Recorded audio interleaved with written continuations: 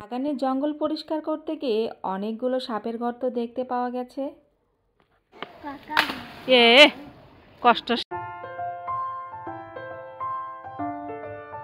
আসসালামু আলাইকুম, সবাই কেমন আছেন? আলহামদুলিল্লাহ ভালো আছি।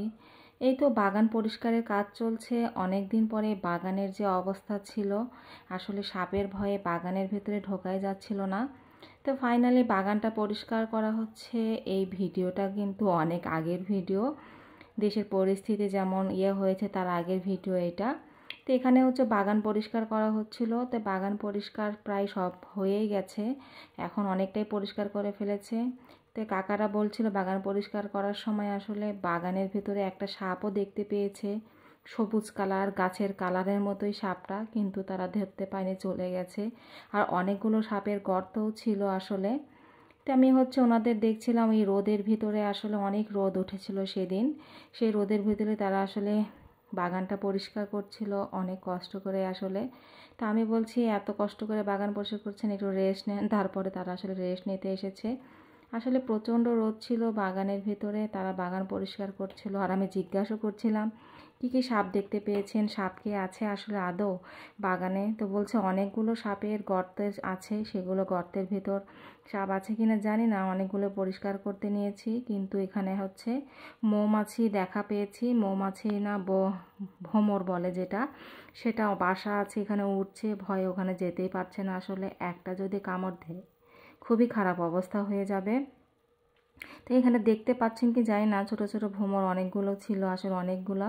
তো এখানে আমি একটু দেখলাম, দেখি মাঝখানে তো সব পরিষ্কার করা হয়ে গেছে। তো এখানে একটু এগিয়ে যাচ্ছি, দিয়ে বাবু কচুর যে এর আগে গড়ালি দিয়ে রান্না করেছিলাম প্রচুর মার ভিডিও দেখে, সেইটা দেখি সবগুলো উঠিয়ে ফেলেছে। তো এখান থেকে আমি একটু বাবু কচুর এই গোড়াটা নিয়ে যাচ্ছি, আবার কিছু রান্না করে খাবো। আসলে এই তো অনেক দিন পরে একটু ভিডিও ছাড়ছি ঠিকভাবে, আসলে না ছাড়লে আসলে পেজের রিচটা একদম ডাউন হয়ে গেছে। এর মাঝে দেখতে পাই একটা বেজি চলে এসেছে আমাদের বাগানে, কিন্তু আবার অনেক বেজি ছিল। এই যে দেখতে পাচ্ছেন কিনা জানি না, কুকুর আসলে তাড়া করেছে বেজিটার পেছনে। এই যে বেজিটা দৌড় দিচ্ছে একদম, এই যে বেজিটা।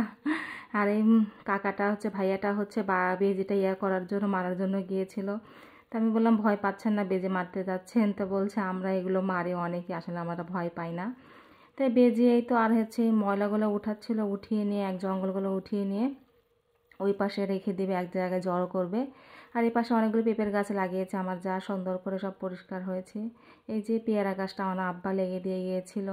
লেবু গাছে অনেক লেবু ধরেছে, সবাই অনেক লেবু খেলো, তারাও খেয়েছে। আশেপাশের মানুষ পরিষ্কার করার সময় তারাও আসলে লেবু নিয়ে গেছে অনেকগুলো। আর লেবু গাছটা একটু উঠিয়েও দিয়েছে, কারণ একদম মাটির সাথে লেগে গিয়েছিল। আর এই তো নিয়ে যাওয়ার সময় একদম পড়ে গেল, কষ্ট করে নিয়ে যাচ্ছিলো এই গরমের ভিতরে সব কিছু উঠিয়ে।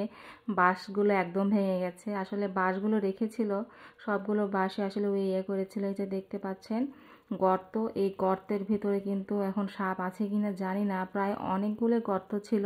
কাকারা বলছিল বন্ধ করে দিয়েছে, তাও দেখো কতগুলো গর্ত। তা আমি আবার একটু দেখতে গিয়েছিলাম যে কতগুলো গর্ত। দেখতে পাচ্ছেন তো অনেক গর্ত ছিল। আসলে এগুলো সাপের গর্ত না কিসের গর্ত সঠিক বলতে পারবো না, কারণ তারা তেমন একটা সাপ দেখেনি, একটা সাপই দেখতে পেয়েছিল। তারপরে এগুলো সবগুলো পরিষ্কার করে রেখে দিচ্ছে। সবাই ভালো থাকবেন, দোয়া করবেন, সবার জন্য অনেক অনেক দোয়া রইল। ভালো লাগলে অবশ্যই পেজটা ফলো এবং লাইক দিয়ে পাশে থাকবেন। আল্লাহ হাফেজ।